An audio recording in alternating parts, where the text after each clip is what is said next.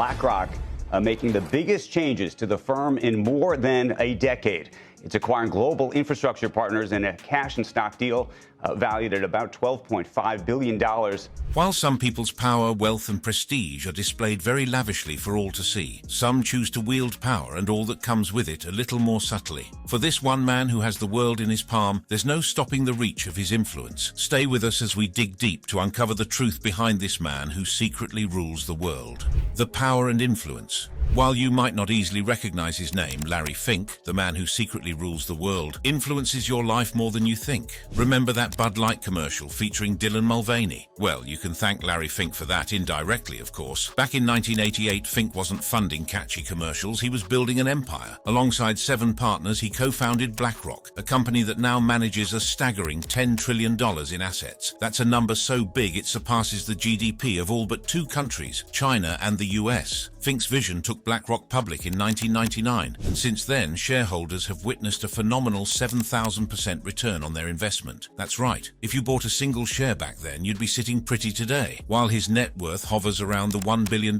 mark, Larry Fink is secretly one of the most powerful men on the planet. Larry Fink's journey began on a seemingly different path. A political science major, he initially harbored ambitions of political influence. However, the allure of finance proved too strong. Landing a coveted spot at First Boston Investment Bank in 1976, he found his calling in the fast-paced world of bond trading. Here, Fink thrived. Unlike the flashier world of equity trading, bonds were a new frontier where his analytical mind excelled. He quickly rose to become a top performer, generating a staggering $1 billion for the bank's bottom line, a monumental sum for a young professional. But Fink was a keen observer. He recognized the growing power of computers and their potential to revolutionize trading, but more on where he is coming from later. Right now, let's talk about how powerful Larry Fink is in the world of high finance. Larry Fink's reputation wasn't solely built on generating billions. He became known as the toxic debt whisperer. This wasn't a glamorous title, but it was a valuable skill. He possessed the uncanny ability to restructure complex, troubled debts, a talent that drew struggling companies to BlackRock like moths to a flame. Over time, BlackRock became the go-to firm for these delicate financial maneuvers. However, Fink wasn't content with just having expertise. Seizing an opportunity created by the Commodities and Futures Modernization Act of 2000, which deregulated derivatives, BlackRock gained a significant edge. They further solidified their dominance by acquiring Merrill Lynch Investment Management, expanding their reach into retail and international markets. Larry Fink, the political science major turned financial titan, had built a financial empire with a global footprint. Then came the 2008 financial crisis, a global economic earthquake. As companies teetered on the brink and governments scrambled for solutions, Larry Fink's expertise became a beacon in the storm. Even titans like Jamie Dimon, CEO of JP Morgan Chase, sought his counsel. When the government asked Dimon to consider buying the failing Bear Stearns, it was Fink's advice Dimon turned to. Imagine the magnitude of this. The US government, overseeing a vast and complex economy, had access to a multitude of advisors. Yet, in this moment of crisis, it was Larry Fink, the former bond trader with a knack for toxic debt, who held the trust of the highest echelons of power. This pivotal moment solidified BlackRock's position as a global financial powerhouse, and Larry Fink, the unassuming political science major, as a leading architect of the modern financial landscape. The 2008 financial crisis became Fink's defining moment. As companies like Lehman Brothers, Bear Stearns, and Freddie Mac crumbled under the weight of toxic debt, Fink's expertise was in high demand. Imagine the scene. The CEO of AIG, Bob Benmosche, and CFO David Herzog huddled over a dinner at Chicago's Ritz-Carlton. AIG, then the world's largest insurer, had just received a staggering $183 billion bailout from the government. This news, coupled with the fact that AIG would later repay it with a mere $21 billion in interest, would soon turn it into the most hated company in America. But at that moment, their primary concern was navigating the crisis. And Larry Fink, the man with the Midas touch for toxic debt, was their lifeline. Why Fink? Because BlackRock possessed the unique ability to navigate the treacherous landscape of toxic debt. They were the ones trusted to untangle the financial wreckage, a responsibility that thrust them and Larry Fink into the heart of the crisis. This pivotal moment cemented BlackRock's reputation as the ultimate financial problem solver, and Fink, the unassuming political science major, as a powerful and controversial figure shaping the future of global finance. The 2008 financial crisis wasn't just a test, it was a defining moment for Larry Fink and BlackRock. Back then, they managed a respectable but not earth-shattering $1.3 trillion in assets. Fast forward to today, and that figure has ballooned to a stupendous $10 trillion. But Fink, ever the strategist, saw the crisis not just as a challenge, but as an opportunity. While others floundered, Fink recognized the potential of exchange-traded funds, or ETFs, a new investment vehicle gaining traction. He positioned BlackRock to become a dominant player in this market, and his foresight paid off handsomely. Today, BlackRock reigns supreme, holding a whopping 35% of all ETF assets globally. This dominance, coupled with their expertise in navigating complex financial situations, solidified BlackRock's position as a financial behemoth, and Larry Fink with a knack for the unorthodox as a true titan of the modern financial world. This dominance didn't happen by accident. It was a calculated move by a visionary leader who seized the moment and reshaped the investment landscape forever. The year is 2020. The COVID-19 pandemic throws the global economy into a tailspin. Panic sets in as corporate bond rates spike, threatening financial stability. Businesses struggle to access credit, jeopardizing their ability to function. Enter Larry Fink, the once unorthodox bond trader, now a seasoned financial titan. The Federal Reserve, facing an unprecedented crisis, turns to Fink for help. Fink, with his deep understanding of complex financial instruments, becomes the central bank's secret weapon. BlackRock, through its iShares platform, offered the perfect solution: bond ETFs. These exchange-traded funds provided a way for the Fed to strategically purchase commercial mortgage-backed securities and corporate bonds, effectively propping up the entire market. Larry Fink, the man who started his career defying expectations by choosing bonds over stocks, had once again outmaneuvered the game, this time becoming the architect of a historic financial rescue mission. Here's a fair question: why did the all-powerful Federal Reserve need BlackRock's help? It's a situation reminiscent of the government relying on Chase Bank long ago. The key lies in expertise. The Fed, while an economic powerhouse, lacked BlackRock's specialized knowledge in navigating complex debt landscapes. Larry Fink, after all, spent decades mastering the art of managing diverse bond portfolios, a skill set far outside the Fed's usual domain. So what did Larry Fink get in return for this crucial service? First, a cool $48 million annually for his work. But more importantly, they gained something far more valuable: social credit, power, and influence. While Larry Fink might not need another $48 million, he craved the authority and sway that came with being the Fed's chosen partner. This influence is directly linked to the rise of ESG, or environmental, social, and governance investing. We'll talk more about that in a moment. But ESG is a movement Fink has championed. By aiding the Fed, BlackRock strategically positioned itself as the go-to authority, not just in bond markets, but in shaping the future of finance itself. BlackRock is indeed influential. In the US, it owns at least 5% of most major companies. That gives the firm lots of voting power to determine how public businesses operate. There is no BlackRock without Larry Fink, but let us see just how much influence BlackRock itself has. The immense power wielded by BlackRock, fueled by its $10 trillion in assets and vast financial operations, hasn't gone unnoticed. Critics have dubbed it the world's largest shadow bank, a term referring to institutions that engage in banking activities without the same regulations as traditional banks. This lack of oversight has some concerned. In 2020, US Representatives Katie Porter and Jesus Choi Garcia proposed legislation specifically targeting BlackRock and other shadow banks, aiming to bring greater control and transparency to their operations. BlackRock, on the other hand, argues that its size allows it to offer stability and diversification to the global financial system. US Senator Elizabeth Warren proposed that BlackRock be labeled too big to fail. She specifically recommended that BlackRock, a behemoth in institutional money management and a key provider of ETFs, be classified as a systemically important financial institution, or SIFI. This designation would acknowledge its potential to jeopardize the economy in the event of the company collapsing. BlackRock's sheer size and interconnectedness with the global financial system could trigger a domino effect if it were to fail. That just shows you how influential BlackRock has become in the global economy. BlackRock, the behemoth managing a mind-boggling $10 trillion, walks a tightrope between client service and industry influence. They invest these vast sums, often belonging to individuals through mutual funds like iShares, into publicly traded companies. This creates a complex web, as some of these companies might be direct competitors. BlackRock, by virtue of its size, often becomes a top shareholder, even for the world's biggest corporations. The company maintains a clear distinction. These shares belong to their clients, not BlackRock itself. Independent academics support this view. However, BlackRock casts a significant vote, wielding the power to influence corporate decisions on behalf of these clients, often without their direct input. This ability to sway entire industries indicates just how powerful BlackRock is. With all this power at its disposal, BlackRock and its CEO, Larry Fink, are often the target of controversies and conspiracy theories. Controversies and conspiracy theories. You see, Larry Fink and some of BlackRock's founders share Jewish heritage. This detail, however, has been twisted into a disturbing conspiracy theory. Anti-Semitic rhetoric paints BlackRock, and by extension Fink himself, as part of a hidden cabal of Jewish financiers secretly controlling the world. The idea of a hidden, malevolent Jewish cabal controlling the world, often referred to as the International Jewish Conspiracy or World Jewish Conspiracy, is a persistent and dangerous anti-Semitic trope.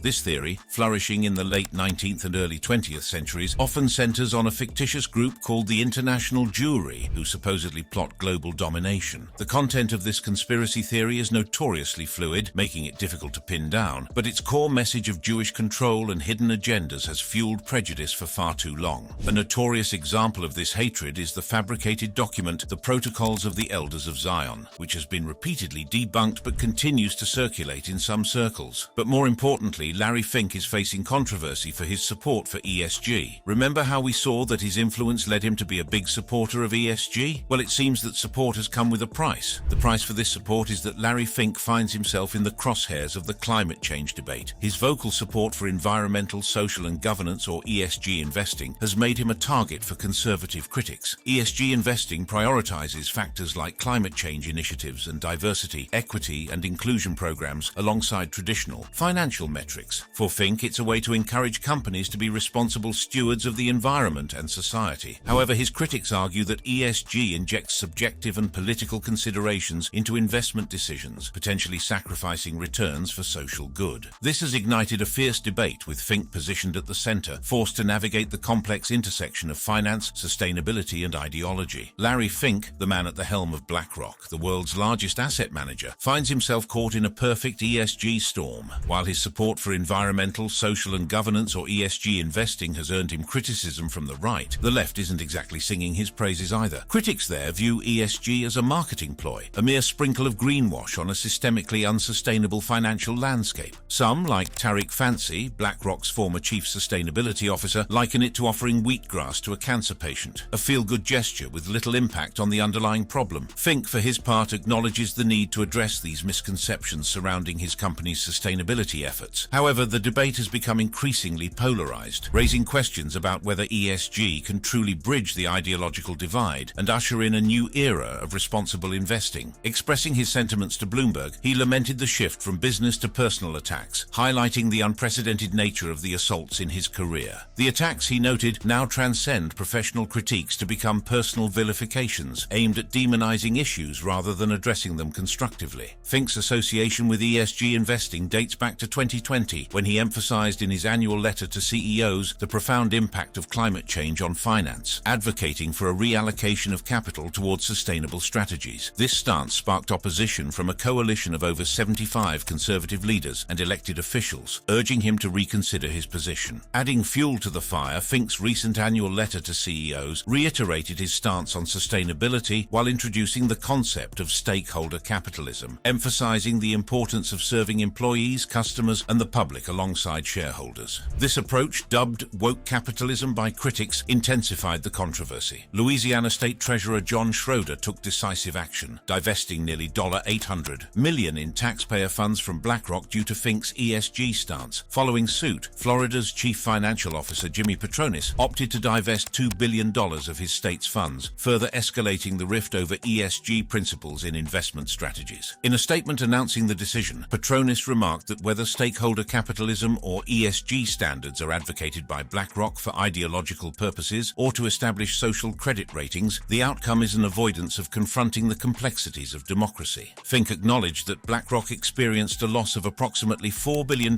in flows from various states in the previous year due to its ESG stance. However, he pointed out that in terms of long-term flows, the company garnered over $400 $100 billion. Despite the substantial inflows into its funds, BlackRock's assets under management, peaking at over $10 trillion, declined to $8.59 trillion. Just like its CEO, BlackRock itself has faced its share of controversies and conspiracy theories. Even aside from being perceived as being part of the international Jewish conspiracy, BlackRock is considered something of a threat by some conspiracy theorists. Home prices are skyrocketing, and the finger of blame is pointing in many directions. One culprit often cited is institutional investors like BlackRock, accused of snatching up single-family homes and driving up prices. Conspiracy theories abound, painting BlackRock as a shadowy force manipulating the housing market for nefarious purposes. As BlackRock's influence has ballooned, so too have the conspiracy theories swirling around it. Some allege that BlackRock controls every facet of our lives, citing their vast holdings in numerous companies and the presence of former BlackRock employees in government positions. This deep state narrative paints a picture of a shadowy puppeteer pulling the strings of the global economy. Another outlandish claim pins the collapse of the Terra cryptocurrency on BlackRock. Terra, the cryptocurrency platform at the center of that BlackRock conspiracy theory, wasn't just any digital currency. It was an algorithmic stablecoin, meaning its value was pegged to other assets like the US dollar. This promised stability in a notoriously volatile market, allowing users to seamlessly spend, save, trade, or exchange Terra coins. Enter BlackRock, the world's largest asset manager. A now infamous TikTok video from March 2022 alleged that BlackRock, through its vast holdings, controlled Terra and by extension, our ability to spend, save, and trade. The video captioned "The one company that controls your life and the government" went viral, fueling the flames of conspiracy. A fringe conspiracy theory circulating on Facebook alleges that BlackRock holds 59.5 million shares of Dominion, as stated in a post. Moreover, the post claims that BlackRock possesses 45.7 million shares of Fox. Adding to the intrigue, it suggests that BlackRock initiated legal action against itself and terminated Tucker Carlson in connection with that lawsuit. The statement alludes to the legal action initiated by Dominion Voting Systems against Fox News, resulting in a settlement reportedly a princely sum exceeding $700 million. Following this development, Fox News announced the departure of Tucker Carlson. Conspiracy theorists seized upon these events and purportedly connected them to BlackRock. Going back to the year 2021 saw BlackRock firmly in the crosshairs of its critics. In August 2021, BlackRock marked a significant milestone by launching its first mutual fund specifically designed for retail investors in China. This achievement wasn't just for BlackRock, it represented a landmark moment for the Chinese financial industry as well. BlackRock became the first foreign asset management company granted permission by the Chinese government to operate a wholly owned subsidiary within the country's massive $3.6 trillion mutual fund market. The fund itself garnered immense interest, attracting over $1 billion from a staggering 111,000 Chinese investors during its shortened subscription period. But this enthusiastic reception stood in stark contrast to the concerns voiced by billionaire investor George Soros, who expressed his belief in an article for the Wall Street Journal that BlackRock's venture into China was a tragic mistake with the potential to harm the national security interests of the US and other democracies. A consumer rights group, the Consumers First Initiative, launched a multi-million-dollar campaign directly targeting financial giant BlackRock. Their central message: BlackRock invests heavily in China, cozying up to the Chinese Communist Party or CCP, while simultaneously lecturing American consumers about climate change and social justice issues. This perceived hypocrisy is the driving force behind the campaign's first phase, which utilizes strategically placed television commercials and billboards across New York City. The initiative's nationally aired ad, titled "Betting on China," criticizes BlackRock's close ties to the CCP and raises concerns about the potential consequences for American interests. Come December of 2021, eyebrows were raised again after reports surfaced that BlackRock, the world's largest asset manager, held investments in two Chinese companies that had been blacklisted by the US government. These companies were flagged for troubling human rights violations against Uyghur Muslims in China's Xinjiang province. The situation became even more controversial when it was revealed that BlackRock had actually increased its investment in one of the blacklisted companies, Hikvision, following the sanctions. This move cast doubt on BlackRock's commitment to ethical investing principles and sparked criticism from those who felt it prioritized profit over human rights. Also, in 2023, intense scrutiny of BlackRock's China investments escalated dramatically. The US House of Representatives Select Committee on the Chinese Communist Party launched a formal investigation into the firm's holdings. The committee focused on BlackRock's investments in Chinese companies that faced accusations of egregious human rights violations. Additionally, they probed potential ties between these companies and the People's Liberation Army, China's China's military. This investigation signaled a significant development, raising serious concerns about the alignment of BlackRock's investments with national security interests and ethical practices. Despite these controversies and conspiracy theories, Larry Fink and BlackRock have certainly come a long way. So how did it all start?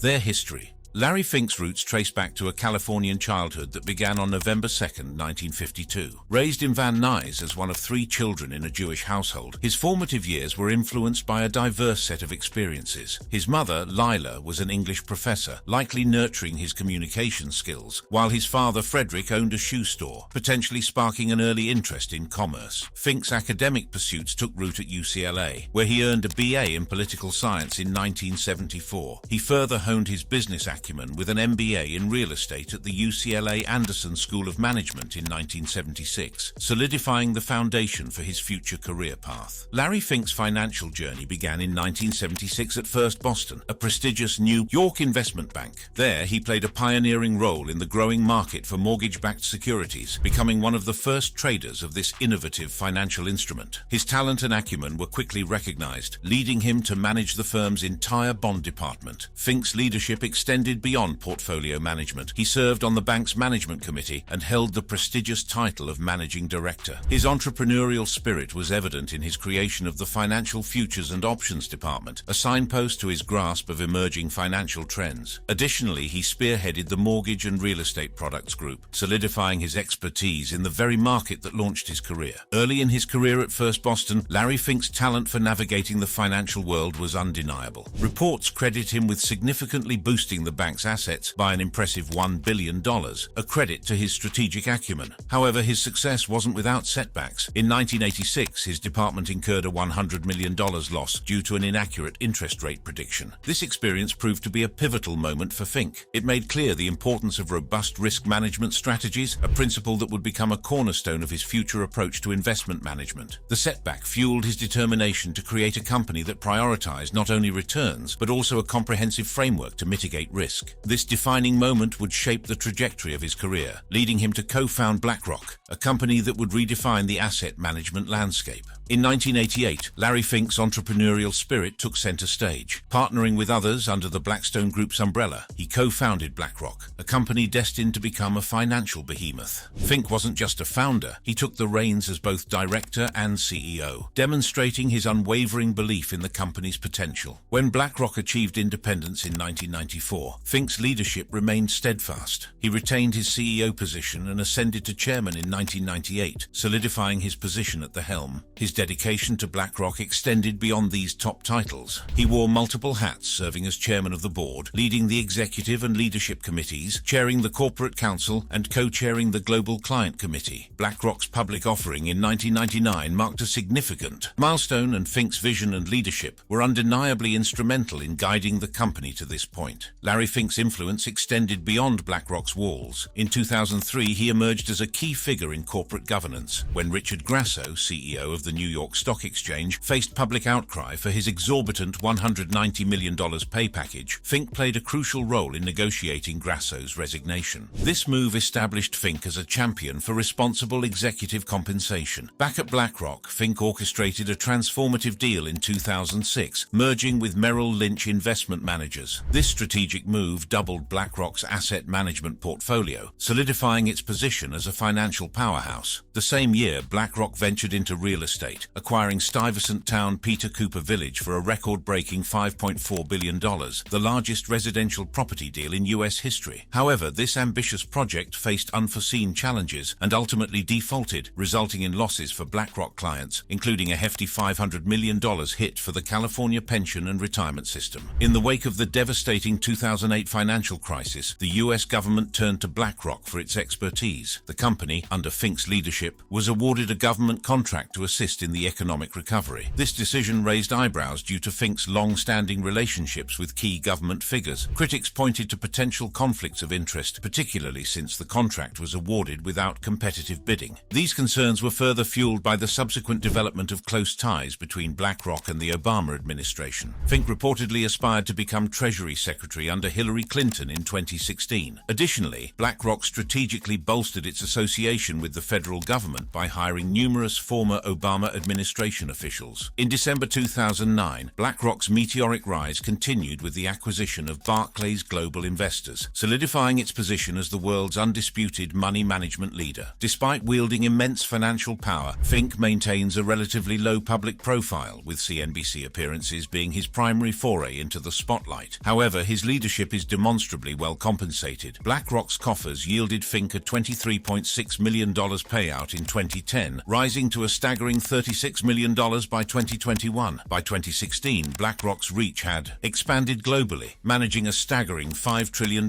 with a workforce of 12,000 spread across 27 countries. Fink's influence extended beyond the financial realm. In 2016, he received recognition for fostering positive U.S. Middle East North Africa cooperation in banking and finance through the Abana Achievement Award. His power and influence were further cemented in 2018, when Forbes ranked him 28th on their list of the world's most powerful people. This reputation for leadership would once again be called upon in 2020, as the Federal Reserve, facing the economic fallout of the coronavirus pandemic, enlisted BlackRock's expertise to navigate the purchase of distressed securities, mirroring the crucial role they played in 2008. Most of BlackRock's history is a mirror of Larry Fink's later career after the founding of what would eventually become the financial behemoth. In 1988, a team of 8, including Larry Fink, Robert Capito, and Susan Wagner, set out to revolutionize asset management. Their vision: BlackRock is a firm prioritizing risk management for institutional clients. This wasn't born from thin air. Fink and his colleagues, veterans of First Boston, had witnessed firsthand the perils of the mortgage-backed securities market. Notably, a $90 million loss under Fink's leadership highlighted the need for robust risk management practices. Determined to do better, they sought funding from Pete Peterson of the Blackstone Group, who believed in their risk-focused approach. Peterson initially called it Blackstone Financial Management and provided a crucial $5 million lifeline in exchange for a 50% stake. The gamble paid off quickly. Within months, the business turned a profit, and by 1989, their assets had soared to a staggering $2.7 billion, a quadrupling of their initial capital. This impressive growth also saw Blackstone's ownership stake shrink to 40%, solidifying Fink and his team's control over their burgeoning financial powerhouse. BlackRock's early years were marked by explosive growth and a key decision that shaped its future. By 1992, the company, then called Blackstone Financial Management, managed $17 billion and was considering an IPO. However, a disagreement arose between Fink and Schwartzman over how to share equity with new hires. Fink envisioned a more inclusive approach to attract top talent, while Schwartzman prioritized maintaining Blackstone's stake. This discord ultimately led to Blackstone selling its interest in BlackRock in 1994, a move Schwartzman later regretted. The newly independent company, now named BlackRock, continued its upward trajectory, managing $53 billion by year-end 1994. BlackRock's public debut came in October 1999, with an IPO that valued the company at $14 per share. By year-end, assets under management soared to a staggering $165 billion. Growth wasn't solely organic. Strategic acquisitions fueled BlackRock's rise. In 2000, BlackRock Solutions, the firm's analytics and risk management arm, was born. Acquisitions like State Street Research and Management in 2005 and the merger with Merrill Lynch Investment Managers in 2006 further solidified BlackRock's position as a financial powerhouse. The 2008 financial crisis saw BlackRock step into a critical role. The U.S. Treasury Department and Federal Reserve tapped their expertise to navigate troubled assets and oversee the massive debt settlement of Bear Stearns and AIG, solidifying BlackRock's reputation as a key player in the global financial landscape. By 2009, BlackRock had ascended to the top of the asset management world. BlackRock's growth continued apace in the wake of the financial crisis. In 2010, they acquired Barclays Global Investors Unit, gaining the industry-leading iShares ETF platform, while Barclays held a significant stake in BlackRock. This strategic move solidified BlackRock's position as a powerhouse. Their influence grew further in 2011 when they joined the prestigious S&P 500 stock market index. By 2014, BlackRock had become the undisputed king of asset management, overseeing a staggering $4 trillion globally. Throughout this period, BlackRock maintained a strong reputation, earning a spot on Fortune's 50 Most Admired Companies list in 2013. BlackRock's influence continued to expand in the 2020s. In 2020, they were chosen by the Federal Reserve to manage crucial bond buying programs during the COVID-19 pandemic, solidifying their role in global economic stability. They also made history in China, becoming the first global asset manager to be granted permission to operate a mutual fund business within the country. BlackRock's investment strategy has also shown diversification. While reducing their presence in India, they continued to support Indian startups. And in 2023, they were entrusted with selling assets of major banks following the global financial crisis. Their commitment to sustainability is evident in their partnership with New Zealand to create a green energy investment fund. Additionally, BlackRock has entered the cryptocurrency space, filing applications for both Bitcoin and Ethereum ETFs, with the first Bitcoin ETF achieving rapid success. Their commitment to growth continues with the 2024 acquisition of Global Infrastructure Partners, a move that highlights their focus on long-term investment strategies. Larry Fink has steered BlackRock from a fledgling firm to a financial behemoth, all while maintaining a relatively low profile. So what do you think about Larry Fink and BlackRock? Share your thoughts in the comments. Also, to watch more videos with interesting content, click on one of the cards appearing on your screen now.